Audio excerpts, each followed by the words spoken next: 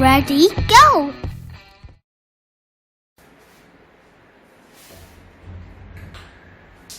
자, 오늘 사람의 유전 연구. 자, 사람은 유전 연구하기가 좀 힘들어요.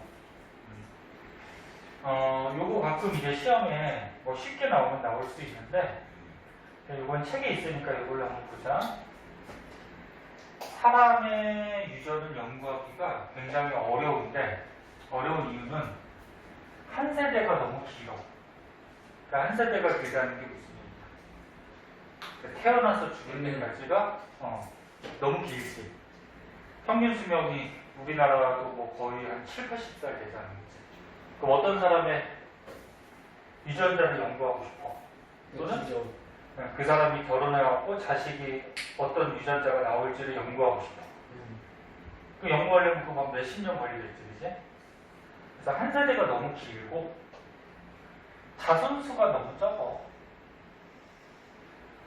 요즘 애기 나와봤자 한 명, 두 명밖에 못 낳잖아. 근데 자손수가 많아야지 걔를 통계로 냈을 때 정확도가 높아지지. 그 다음에 자유로운 교배가 불가능하다. 그런 거 아니에요? 돈 준다면. 돈 준다면? 그러니까 이 사람하고 이 사람하고 사람 보고 교배라는 말을 안 하지만 교배시켜서 어떤 자식이 태어나는지 알아보고 싶어. 근데 이 사람 교배시킬 수가 있니? 돈 주고? 네. 돈 주고 임신하라면 하진 않을까? 돈 많이 하죠. 돈이 그렇게 하지만 그 윤리적으로 좀 안 맞지. 네. 그래서 자유로운 교배가 불가능하고 형질이 너무 복잡해요. 형질이 뭐냐면 성질이야. 네. 사람 뭐 키만 따져도 키 큰 사람, 키 작은 사람 기준도 애매하고. 그치. 두 사람만 있는 두 종류만 있는 게 아니고 뭐 중간도 있고 조금 큰 사람, 조금 작은 사람 너무 다양하죠. 그 다음에 다른 생물도 환경의 영향을 많이 받지만 사람은 특히나 환경 영향을 많이 받아서 성질이 바뀔 수가 있어요. 그래서 이런 여러 가지 이유들 때문에 사람은 유전 연구하기가 어려워요. 그래서 유전 연구할 때 보통 옛날에 유전에서 많이 공헌한 사람이 멘델이라는 과학자거든. 그래서 멘델이라는 과학자가 유전 연구를 해서 뭐 유전 법칙 같은 거를 얘기했는데, 그럼 이 사람은 사람 갖고 연구한 게 아니고 뭐 가지고 연구했죠? 뭐지? 식물 가지고 하죠. 식물. 아니. 식물 가지고 하거든. 식물 가지고 한 이유가 반대야. 한 세대가 짧고 자손 숫자가 많아, 식물은. 네. 그래서 통계 내기가 좋고 자유로운 교배도 가능하고 식물은 또 형질이 단순해요. 이가 아니면 이거. 그래서 뭐 완두콩 가지고 많이 했는데 완두콩은 색깔만 보더라도 초록색 아니면 황색, 이렇게 두 가지. 그냥 단순하죠, 식물이. 환경의 영향을 받긴 받는데 사람보다는 적게 받고. 그래서 다시 한번 정리하면 사람은 유전 연구하기가 어렵다. 그래서 옛날에 과학이 발달하지 않았을 때는 이런 멘델이라는 과학자들은 식물 가지고 연구를 했었다. 근데 현재는 이제 과학이 발달하면서 사람도 이제 유전 연구를 많이 하거든. 그리고 연구를 해야지. 그래야지 사람은 유전자가 어떻게 전달되고 어떻게 뭐 바뀌고 이런 걸 알죠. 그래서 사람도 유전자나 이런 걸 연구해야 되는데 크게 네 가지가 나와요. 첫 번째, 가계도 조사라는 게 있고, 두 번째, 쌍둥이 연구라는 게 있고, 세 번째, 통계 조사라는 게 있고, 네 번째, 염색체 유전자 조사라는 게 있어요. 그래서 뭐 다른 방법들도 있는데 크게 이렇게 네 가지 방법으로 사람 유전 연구를 해. 네. 잠깐만 선생님 저거 지도만 해주고. 선우가 공부하려면 공부하고 싶어. 네. 공부하려면 공부하고 시험보라고 다 보면 그거 놔두고 가고 물리면 나중에 서희들은 보강만 하지. 오늘 학원 있잖아. 그만 보고 가.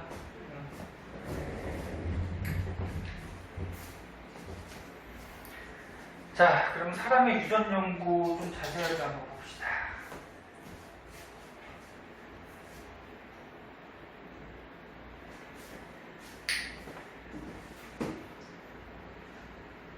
가계도 조사는 그 집안을 연구하는 거죠. 그렇죠. 그래서 유전자가, 그러니까 어떤 형질에 대한 유전자가 어디서 어디로 이렇게 전달돼서 내려왔는지를 그 집안, 가계도를 보고서 우리가 알아내는 방법이죠.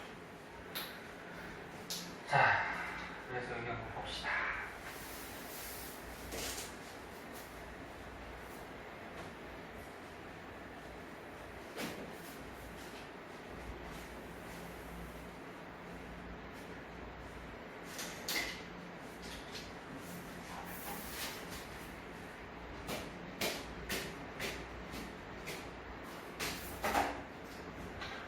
자, 사람 유전 연구 방법 중에 첫 번째 가계도 조사.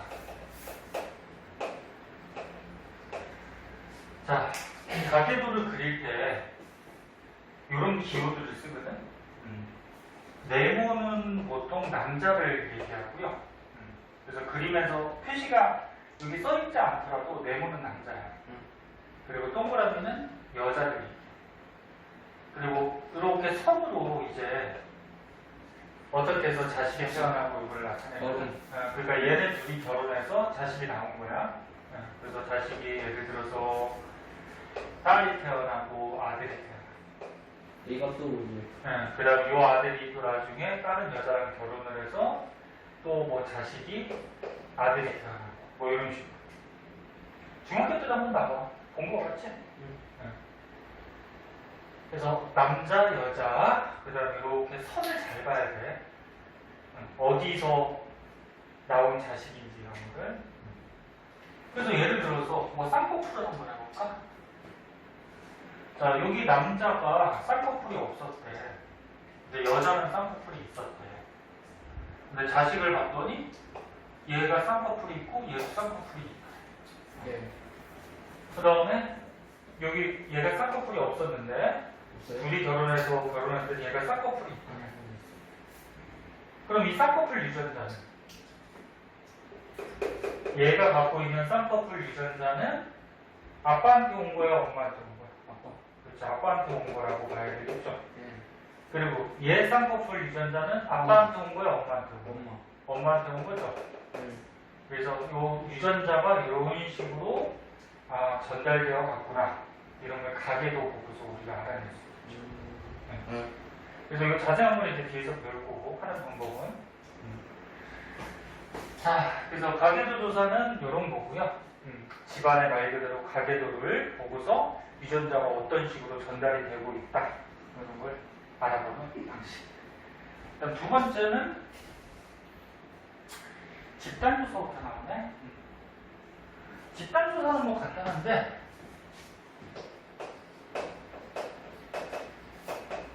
선생님이 아까 전에 통계조사라고 했을 거야. 집단조사는 뭐 통계조사라고도 얘기해. 네. 말 그대로 뭐냐면 어떤 집단을 조사를 하는 거야. 그래서 통계를 내서 알아보는 겁니다.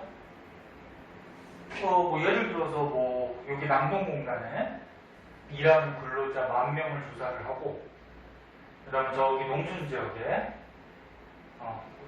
농부들 10,000명을 조사를 했더니 누가 폐암에 더 많이 걸렸을까? 이렇게 집단을 조사를 하는 거죠. 어떤 집단.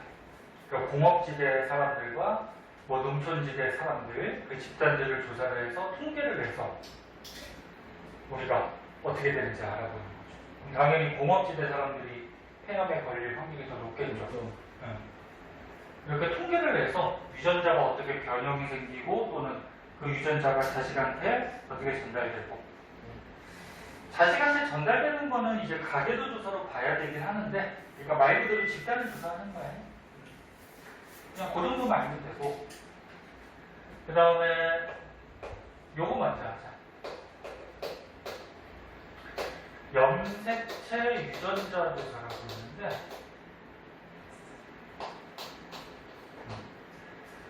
염색체 그 세포 안에 있는 유전물질이 기억나는 거? 세포에 보면은 가운데 뭐 있죠? 핵 있죠. 핵 안에 평소에는 유전물질이 이렇게 풀어져 있어. 네. 이거 전에 배웠잖아. 이게 네. 뭐라 그래? 염색사. 염색사. 근데 이 세포가 분열할 때 이 염색사가 꼬여가지고 뭐가 나타나? 염색체. 염색체가 나타난다 그랬지? 그래서 사람의 염색체가 몇 개? 6개. 46개. 그래서 말 그대로 염색체를 조사하는 거야. 사람 세포 속에.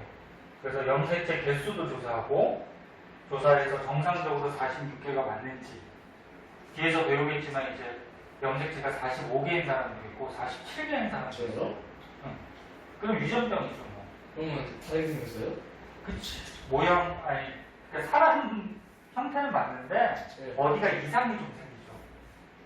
다리 하나가 없거나. 아니 그렇게 그건 아니고 그래요? 정상적으로 팔다리 몸통 머리 다 있어요. 근데 무슨 병에 약한다거나 무슨 몸에 기능이 이상이 있거나 그렇죠. 지능이 떨어진다거나 예? 뭐 어디가 좀 약한다거나 근데 오히려 좋을 수도 있겠네요. 지금. 아니야 좋지는 않아. 그렇지 않아요? 다 떨어져요. 아, 그래서 말 그대로 염색체 개수 예? 또는 염색체 구조 이런 걸 조사하는 거고 유전자는 어디 있지? 이 염색체 안에 있잖아, 그렇지? 예, 그래서 이 염색체 안에 있는 유전자를 조사하는. 그래서 유전 연구하는 방법인데 좀 주의해야 될 거는 여기서 염색체하고 유전자를 조사할 때 유전자를 조사할 때는 유전자 분석이라고 있어. 유전자 분석 방법 이런 걸로 조사하는 거고 염색체를 조사할 때는 앞에서 핵형, 핵상 이런 거 기억나니? 아, 할 것 같아요. 핵형은 뭐라 그랬어? 염색체에 관계된 거의 모든 거. 그러니까 뭐 모양, 크기, 수 이런 걸 핵형이라고 그러죠. 염색체. 핵상은 염색체 숫자. 기억나니? 앞에서 했죠. 그러니까 만약에 핵형 분석한다. 핵상 분석한다. 그럼 이거는 염색체를 분석하는 거야. 그렇죠. 안에 있는 유전자를 분석하는 게 아니고. 그래서 핵형, 핵상 분석은 염색체를 알아보는 거고 안에 있는 유전자를 알아볼 때는 유전자 분석, 유전자 연구를 해야 돼. 이걸로는 유전자를 알 수가 없어요. 자, 그래서 요 세 가지 먼저 알아봤고 그 다음에 쌍둥이 연구라고 있어요. 자, 얘는 먼저 보자.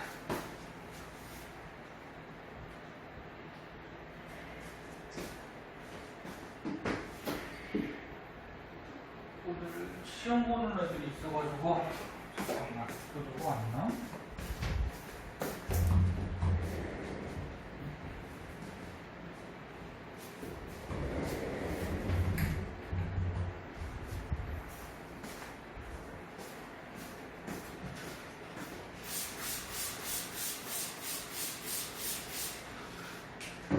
자, 쌍둥이 연구는 쌍둥이가 두 가지가 있죠.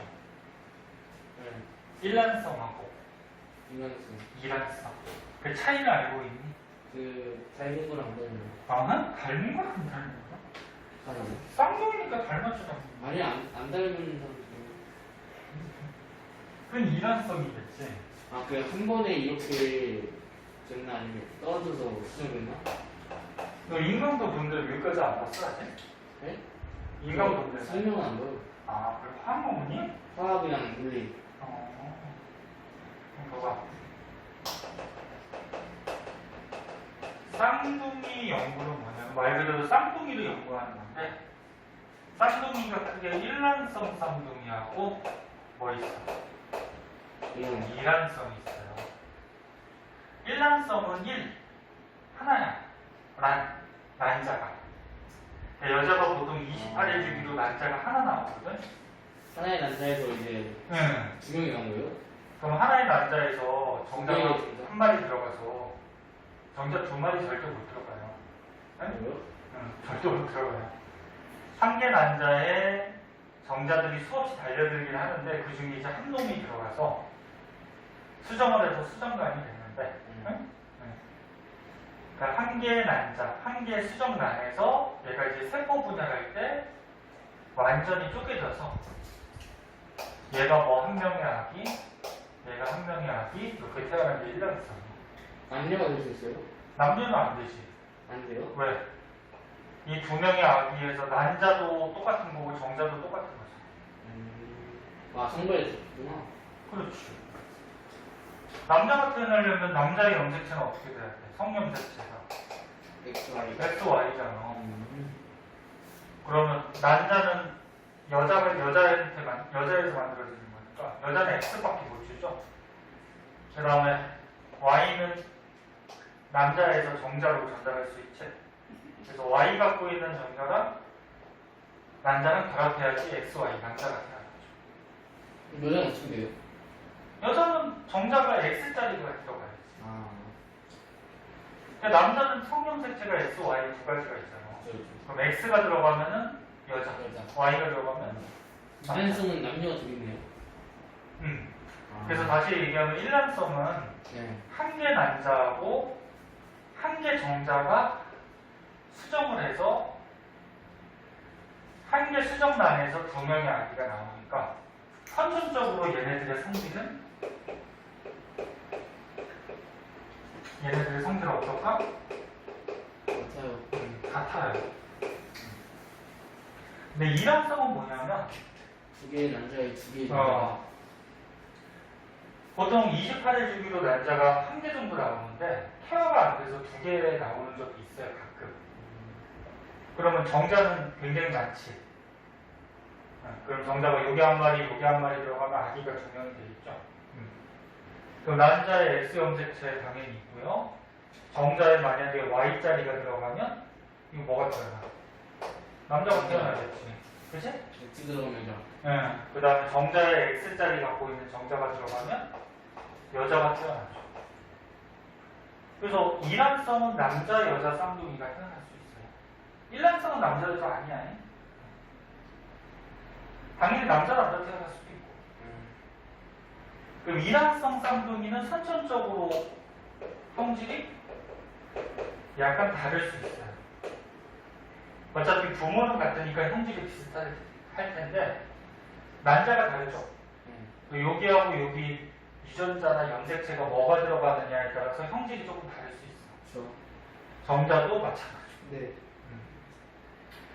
그 다음에 이제 태어난 다음에 사람은 환경의 영향을 많이 받는다 했지. 그래서 환경의 영향을 받기 때문에 근데 다른 데서 키워주면은 다를 수 있다는 거예요? 환경의 영향을 받기 때문에 만약에 일란성 쌍둥이인데 한 명은 우리나라에서 키우고 한 명은 뭐 태어나자마자 미국에서 키웠어. 그럼 환경이 다르죠. 그리고 후천적으로 형질이 어떻게 변화할 수가 있어요. 그럼 일란성은 애초 태어날 때부터 형질이 조금 달랐죠. 완전히 다른 건 아니고 부모는 같으니까, 그치? 근데도 환경이 그 다음에 얘가 자라면서도 환경의 영향을 받아서 형질이 변할 수 있다. 어려운 건 아니야. 그래서 쌍둥이 중에 일란성은 선천적으로는 동일한데 자라면서 형질이 바뀔 수가 있고, 이란성은 선천적으로도 다른데 자라면서도 더 변할 수가 있다. 이렇게 쌍둥이들을 연구하는 게 쌍둥이 연구고. 그래서 다시 얘기하면은 사람의 유전 연구는 어렵지만 하긴 해야 돼. 그래서 가계도 조사, 집단 조사, 쌍둥이 연구, 염색체 유전자 조사 이런 방법들로 하더라. 이거는 뭐 쉬운 거고. 이제 본격적으로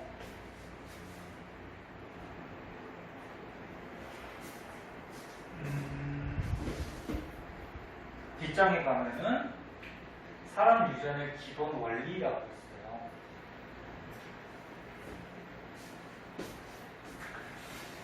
사람 유전도 여기 써있는 거였지. 옛날에 멘델이라는 과학자가 얘기한 멘델의 유전 법칙이 적용이 되거든. 여기 또 기억이 안 날 거야. 그지? 오래돼가지고.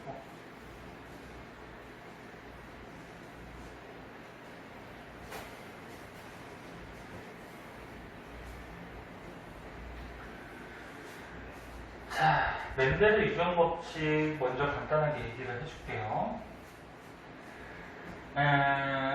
이거 쓸 게 많으니까 빔을 끄고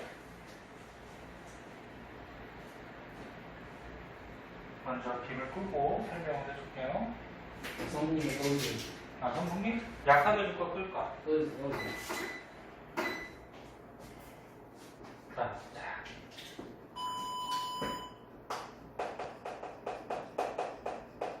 멘델의 유전 법칙. 아까 전에 얘기했듯이 멘델이라는 과학자는 사람 갖고 연구한 게 아니고 식물. 유전의 식물 갖고 했다 그랬죠? 식물이 연구하기가 쉬우니까. 그러면서 법칙 세 가지. 첫 번째, 우열의 원리라는 게 있어요. 그 다음에 두 번째, 분리의 법칙이라는 게 있고, 그 다음에 세 번째, 독립의 법칙이라는 게 있는데, 이런 것들을 얘기를 해. 근데 이게 사람한테도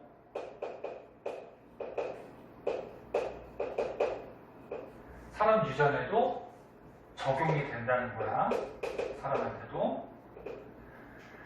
유전 용어들이 되게 많은데, 여기 생명원에서는 용어들이 해설이 생략됐어요. 왜 그러냐면 중학교 때 배우기 때문에 너네가 당연히 알겠다 그래가지고 생략됐는데, 예를 들어서 뭐 간단하게 뭘로 할까? 보조개로 한번 해볼까?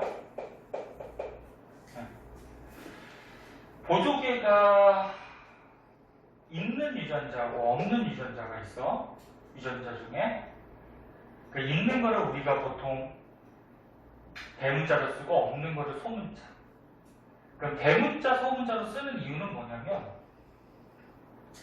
대문자는 우성의 유전자를 대문자로 써. 소문자는 열성의 유전자예요. 그럼 우성 열성은 뭐니? 기억나요 혹시? 막 엄지 부르시고 네. 펴시고. 그러니까 우성은 나타나는 거를 우성이라고 하고 열성은 안 나타나는 거. 그러니까 쉽게 얘기해서 우성은 이기는 거야, 이기는 거. 그러니까 예를 들어서 유전자가 잠깐만 시험 좀만 좀 주고 올게. 자,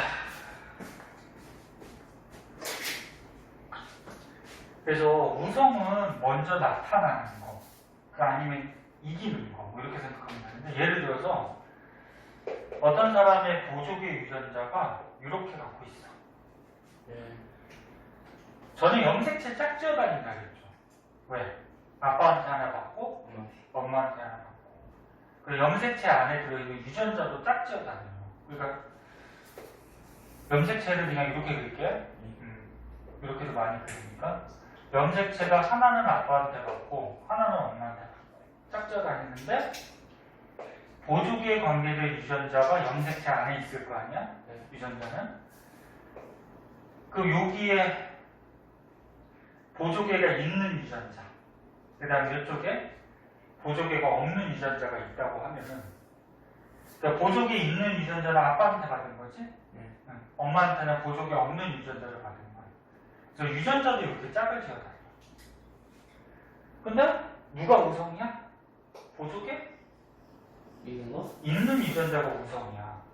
응? 그럼, 있으니까. 그러면 얘는, 이 사람은 보조개 있는 유전자하고 보조개 없는 유전자를 둘 다 갖고 있지만 얘가 우성, 이긴단 말이야. 그러면 보조개가 나타난다. 이 사람은 보조개가 있다. 있어요. 보조개가 없는 게 우성이 될 수는 없어요? 이건 정해져 있어. 아, 응. 그러니까 쌍꺼풀 같은 경우에 쌍꺼풀이 있는 게 우성이고 없는 게 열성이고 유전자가. 엄지는요? 엄지는 이게 이렇게 굽어지는 게 있어. 아. 엄지가 힘을 줬을 때. 굽어지는 게 있으니까 이제 또 굽어지네. 힘들어. 우성이에요? 너는 굽어지는 게 우성이고 안 굽어지면 열성이고 그러거든. 그게 정해져 있는데 그걸 다 외울 필요는 없고 문제에서 이제 풀면서 구해가야 돼. 그럼 봐봐. 그러면 우성 열성의 의미는 알겠어? 그럼 유전자가 이렇게 있어. 그럼 이 사람은 보조개에 있는 거야 없는 거야? 뭐라고요? 아, 이렇게 있어요, 이건. 보조개 있는 사람이지? 보조개 있는 유전자하고 보조개 있는 유전자만 갖고 있으니까 당연히 보조개가 있는 거야. 뭐야. 그 보조개 없는 거 나오면은 그런 면이에요?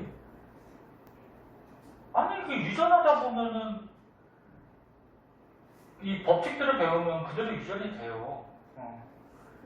근데 거기에 뭐 특이한 놈이 나타나면 뭐 돌연변이가 생길 수도 있는 거고. 그러면 보조개 유전자가 대소로 갖고 있어. 그럼 보조개 있는 사람이야 없는 사람이야? 있는 사람. 있는 사람이죠. 왜?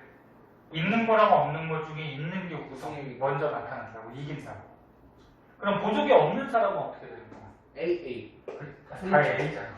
소문자 A. 보조개 없는 사람은 소문자만 갖고 있어야 돼. 그래야지 보조개 없는 유전자, 보조개 없는 유전자, 그럼 보조개가 없겠죠. 무슨 말인지 알겠니? 우성 결성 알겠어? 자, 그럼 이제 한번 보자. 가계도를 봤을 때 남자하고 여자하고 결혼을 했어. 그래서 뭐 딸하고 아들이 이렇게 나왔어. 근데 요 사람은 보조개가 있더래. 요 사람도 있더래. 근데 얘는 보조개가 있고 얘가 보조개가 없더래. 그래서 이제 유전자를 한번 결정해 보는 거죠. 네.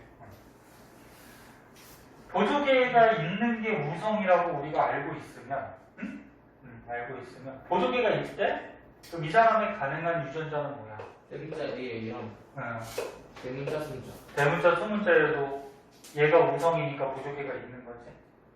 그럼 얘도 보조개가 있으니까 똑같죠. 이렇게 됐지. 그럼 얘가 보조개가 있으니까 똑같죠. 이거 아니면 이거가 되고. 그럼 얘는 없으면 소문자 A. 이거지. 네. 그럼 이제 얘는 어떻게 된 거야? 정해진 거지?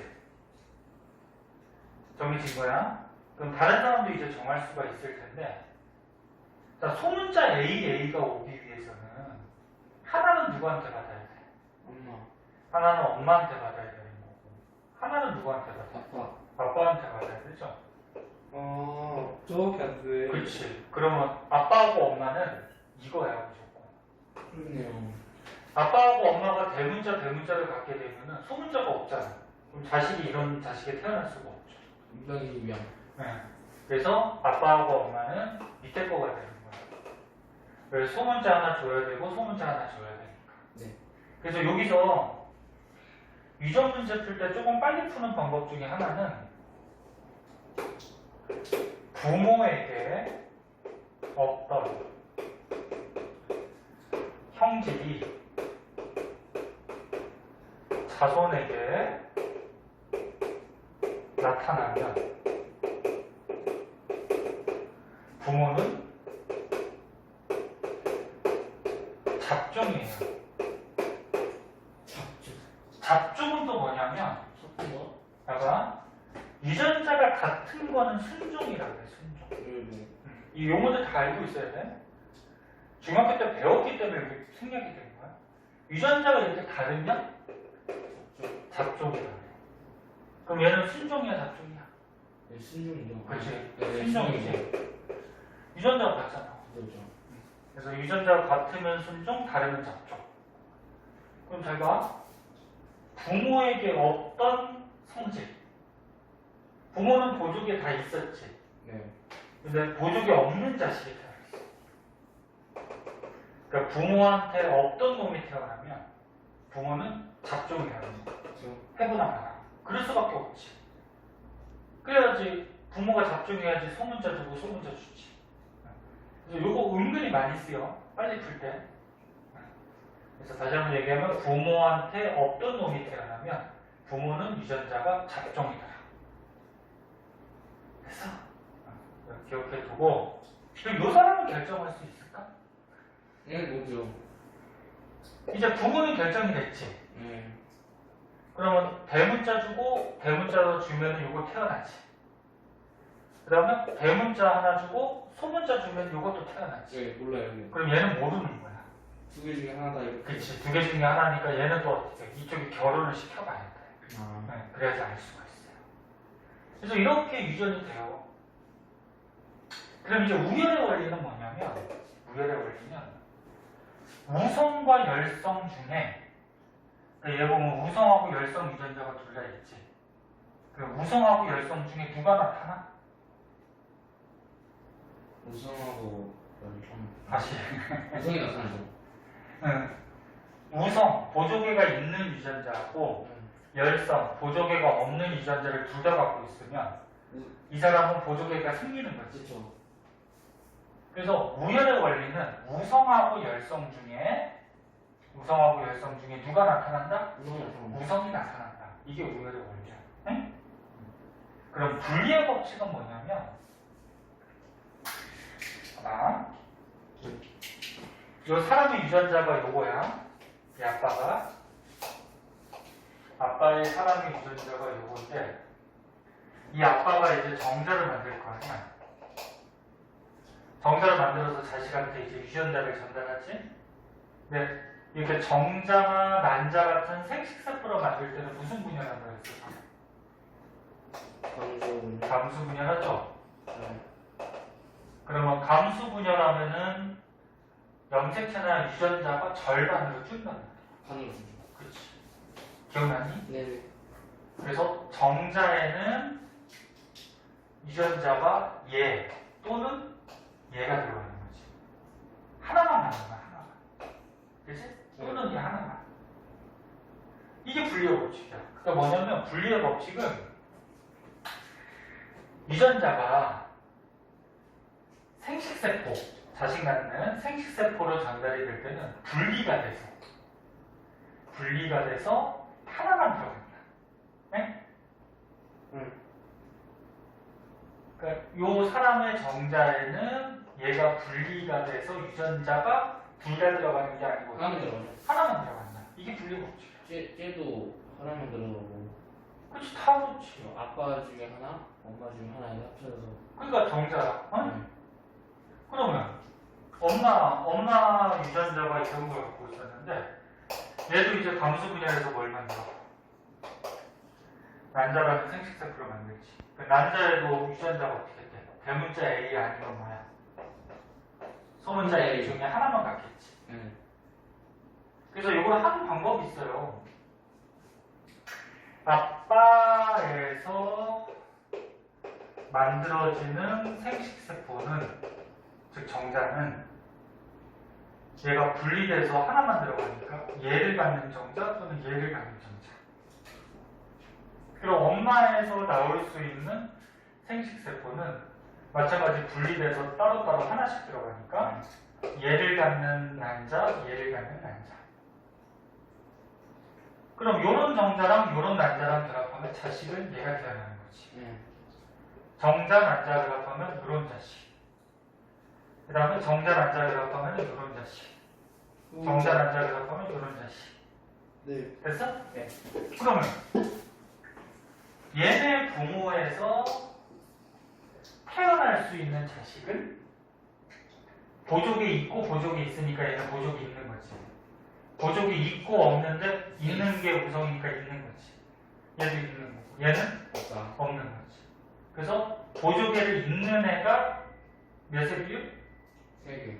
3의 비율. 확률도 높다. 3의 비율. 그 다음에 보조개가 없는 애가 몇의 비율?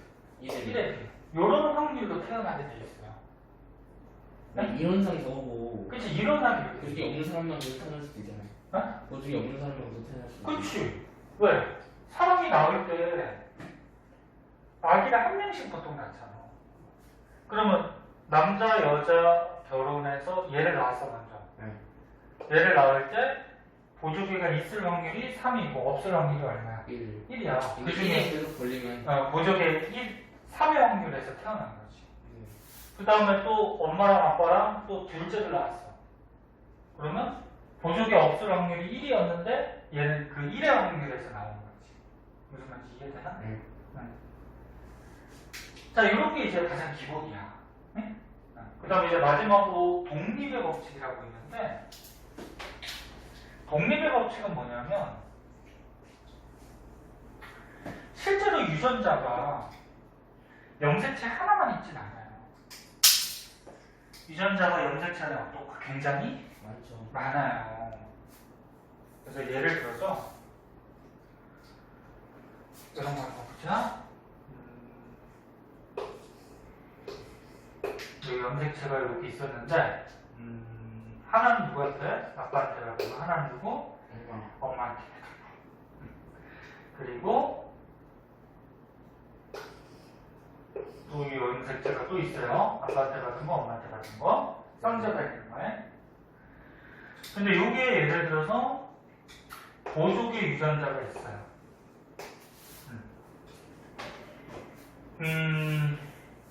그 다음에 여기에 예를 들어서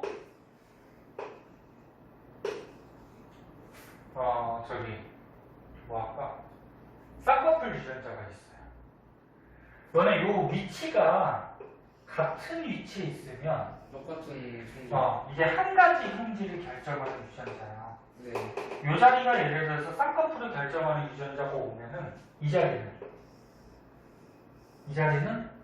다른 걸 결정하는 유전자가 오는 거야. 예를 들어서 뭐 지금같이 이거 보조개를 썼죠. 이게 만약에 보조개에 관계된 유전자라고 하면은 다른 자리에 있는 유전자들은 다른 형질을 결정하는 유전자야. 그러면 독립의 법칙은 뭐냐면 사람의 유전자는 지금도 2개만 했지만 되게 많아요. 이거는 뭐에 관계된 유전자? 보조개에 관계된 거. 보조개가 있다 없다 유전자. 그럼 얘는 뭐에 관계된 유전자? 쌍꺼풀에 관계된 거. 쌍꺼풀이 있다. 그렇죠. 그러면 이런 사람하고 이런 사람하고 이제 결혼을 해서 자식을 낳는 거야. 그 요거 A는 뭐에 관계된 유전자? 모르게. 보조개에 관계된 무조건 유전자. 소문자랑. 그럼 이 사람은 보조개 없고니까 없는 사람이지. 네. 그 다음에 B는 뭐에 관계된 유전자? 쌍꺼풀. 쌍꺼풀. 그럼 쌍꺼풀 있고 없고인데 있는 게 있죠. 우성이니까 있는 거지. 그래서 실제로는 유전자가 한 종류만 있는 게 아니고 굉장히 많아. 그러면 사람 유전할 때 요 A하고 항상 A하고만 유전을 한다. 그렇죠. 왜? 같은 보조개에 관계된 유전자니까. 네. 그 다음에 B하고는 B하고만 유전을 한다. 이건 쌍꺼풀에 관계된 유전자니까. 이게 독립의 법칙이야. 그러니까 뭐냐면 끼리끼리. 그치, 끼리끼리. 자기 형질끼리만 유전자가 유전을 한다. 네. 요 A하고 B하고는 유전을 한다, 안 한다? 네. 안 한다. 예? 예. 그러니까 보조개는 보조개끼리, 쌍꺼풀은 쌍꺼풀끼리 유전자끼리만 서로 유전이 된다. 이게 독립의 법칙이야. 그래서 다시 한번 정리할게. 멘델의 유전 법칙, 식물 갖고 연구했지만 사람한테도 그대로 적용이 돼요. 네. 그래서 우열의 원리는 우성 열성 중에 우성 열성 유전자 중에 우성이 나타난다. 분리의 법칙은 얘가 생식세포를 만들 때 분리돼서 한 개만 들어간다. 하나씩 나눠서. 그래서 얘에서 만들어지는 생세포 두 종류, 얘에서 만들어지는 생세포 두 종류. 그 다음에 독립의 법칙은 같은 형질을 결정하는 유전자끼리만 서로 관여한다. 끼리끼리. 이런 거예요. 그럼 추가적으로 봐봐. 유전 이거 되게 어렵다. 어렵겠죠. 어, 쉬운 게 어딨어요? 유전 굉장히 어렵고 문제 풀다 보면은 정신없어요. 시간도 오래 걸리고.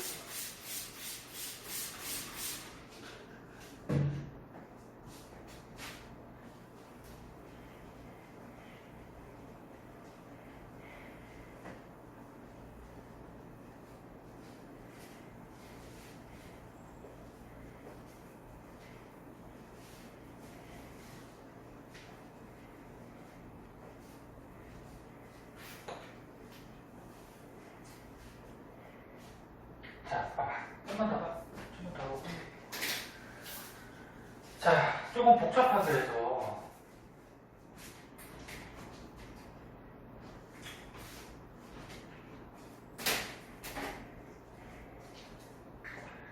예를 들어서 어떤 사람이 이런 유전자를 갖고 있었어. 그 다음에 어떤 사람은 뭐 이런 유전자를 갖고 있었어. 네. 그러면 얘는 A에 관계된 유전자고 얘는 B에 관계된 유전자죠. 그 독립법칙에 의해서 유전자가 이렇게 자식한테 전달될 때는 이 A는 A끼리만 관여하고 B는 어떻게? 육끼리만. B끼리만 관여해서 자식한테 전달이 되는 거야. 네. 그러면 이게 아빠고 이게 엄마라고 했을 때 자식이 이제 뭐 남자가 태어났어. 아들이 태어났어. 그럼 이 아빠에서 만들어질 수 있는 생식세포는 어떤 게 있을까 한번 생각해보자. 생식세포라 그러면 정자, 난자를 얘기하는 거야. 네. 소문자 A, 소문자. 그럼 봐봐. A에 관계된 게 분리돼서 감수 분열해서 하나씩 들어가지. 네. 잠깐만. 또 시험 봐. 또 왔어요?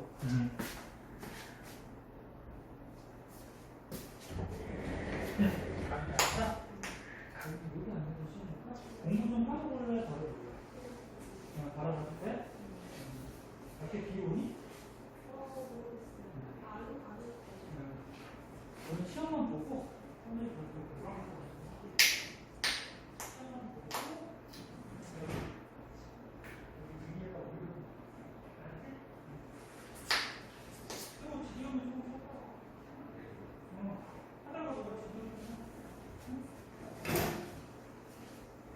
양인데요?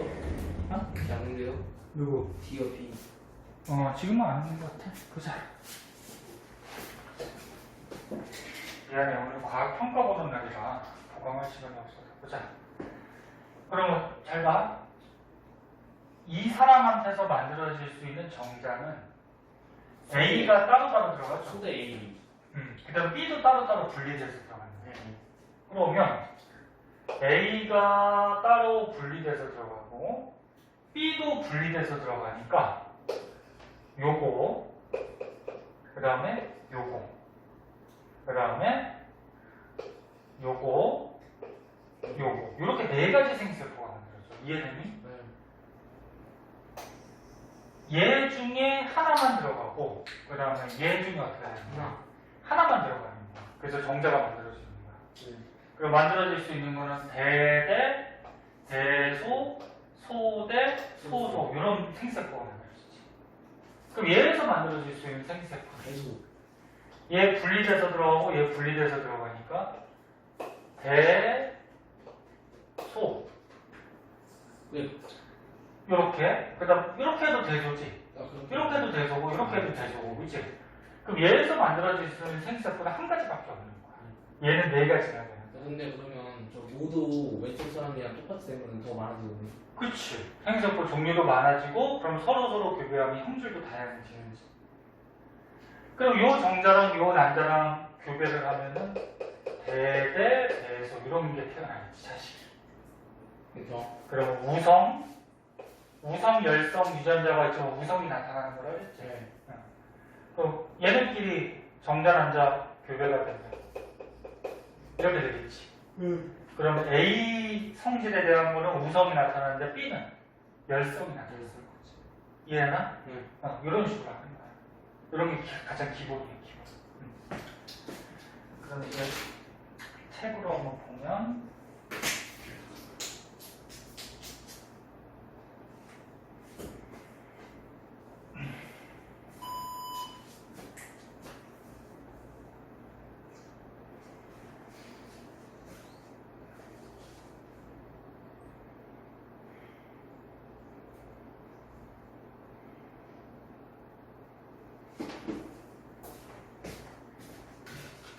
아유, 유빈이도를 나왔어야 되는데, 그러게요. 왜 오는데요? 몰라. 비 와서 그러나. 아, 유빈이 자꾸 빠져갖고. 잘라야 하나? 이 영상, 녹음되면 또 유빈이 불 건데. 잠깐만. 다시.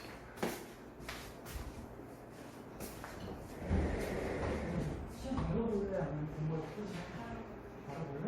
공부했어? 보강에서 좀 하고 있으니까 빡쳤나? 여기 안에서 일단 보고 있을래? 보강하면 금방 끝나니까 여기 안에서 보고 있어?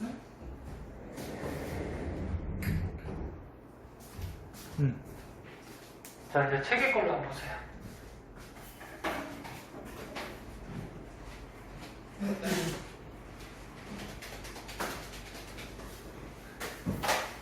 자, 정리 봐봐. 사람 유전도 방금 배운 멘델의 유전 법칙을 그대로 따라요. 예외도 있긴 있어. 예외도 있는데 그대로 따라요. 그때 요 그림은 뭐냐면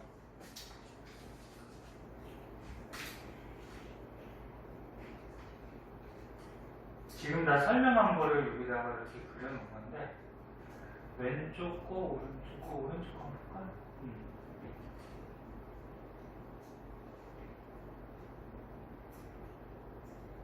자, 보자. 쌍꺼풀을 예를 든 거야. 이 염색체가 짝져져 있어요. 이 남자의 부모가 있을 거 아니야. 부모로부터 하나씩 받았을 거 아니야. 그치? 네. 염색체가 짝져 있으면 그 자리에 또 유전자가 있겠죠. 근데 무성을 받은 거지. 쌍꺼풀이 있는 거. 네. 근데 이제 그 감기 기억나? 아, 예. 세포 분열할 때? 그러니까 이런 생식세포 만들 때 무슨 분열? 감수 분열하지? 네. 정자랑 나자 감수. 만들 때 감수 분열하잖아. 감수 분열은 1분의 2분열 두 번에 걸쳐 하잖아. 전에 배웠던 거 다 기억해야 돼. 먹었어요. 그리고 이런 감수 분열이나 체세포 분열을 하기 전에 감기 때, S기 때 위저물질이 어떻게 돼? 두 배로 복제된다 그랬잖아. 기억나? 네. 감기 중에 G원기는 자라고 있는 상태, S기는 위저물질이 복제되는 상태, 유기를. G2기는 이제 완전히 준비하는 상태. 그런 거 배웠잖아. 그래서 요 그림은 감기 때, S기 때 위저물질이 복제가 된 거야. 네. 그럼 한 가닥이었다가 두 가닥씩 되겠죠. 그 유전자도 어떻게 돼? 복제가 되죠. 그러니까 이렇게 염색체 유전자를 A만 갖고 있었는데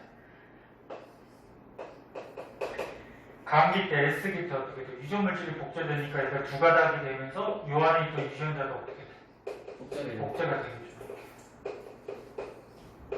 이 말이야, 이 말. 응? 복제가 되고 감수 1분열. 1분열 할 때 기억나나 모르겠는데 1분열은 염색체 사이에서 분리가 돼서 떨어지더라고요. 네. 1분열은 네, 이분열은 이제 염색 제 내에서 내에서. 염색 분체가 분리돼요. 네. 그래서 이게 아빠한테 받은 거, 엄마한테 받은 거 복제했잖아요, 그치? 네. 그리고 아빠한테 받은 게 이쪽으로 가면 엄마한테 받은 건 이쪽으로. 그래서 여기서 염색체 사이에서 분리가 돼서 따로따로 들어가고 그 다음은 어떻게 돼? 2분열 할 때는 염색체 내에서 염색 분체로 한 가닥씩 분리가 돼서 들어가서 생식세포가 되죠.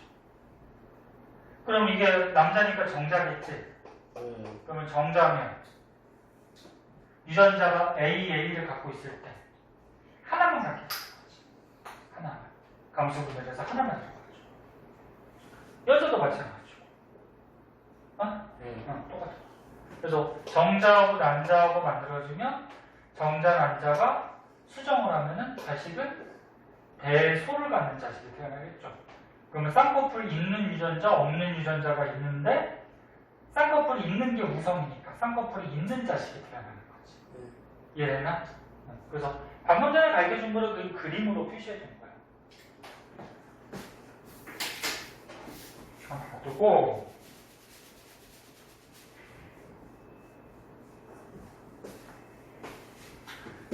그 다음에 밑에는 네. 아까 처음에 선생님이 얘기했던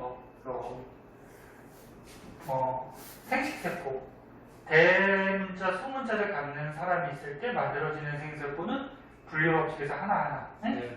그래서 뭐 정자하고 난자 생식세포가 지금 뭐 교배되고 뭐 이런 그림이니까 아까 했던 것만 알면 되고.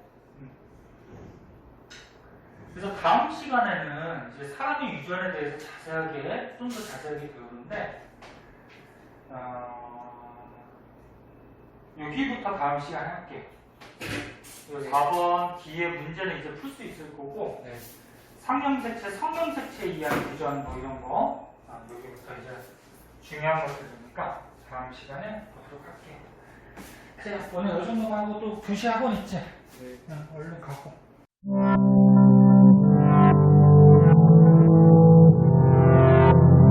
구독과 좋아요 눌러주세요.